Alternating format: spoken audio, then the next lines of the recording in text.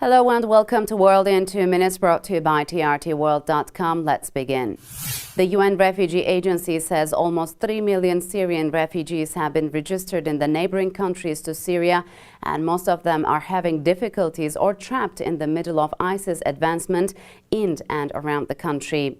Syrian refugees seem desperate and have any other option to replace themselves either in their country or outside of Syria.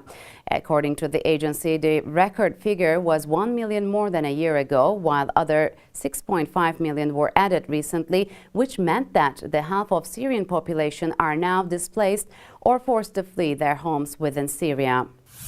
The September 11 Memorial Plaza will be open on the night of the attack's anniversary this year, the first time the general public will be able to visit Ground Zero on the commemoration date, a symbolic shift for a site that was inaccessible to public for years after the attacks.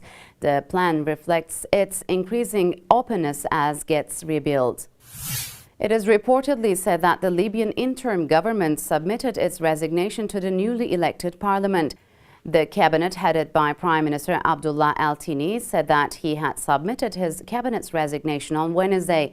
It raises some hopes about forming of an inclusive government, while militias in the capital Tripoli accepted a UN call for a ceasefire.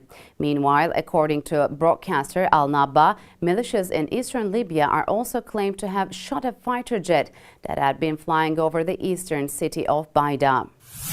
Pakistan's Prime Minister on Friday denied asking the country's military chief to mediate with opposition leaders and protesters who have camped for 2 weeks outside Parliament in capital Islamabad, demanding his resignation over the alleged voting fraud.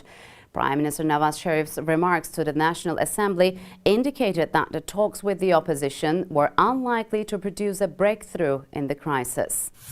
And that was it for this hour's World in 2 Minutes. See you in 2 hours. Goodbye.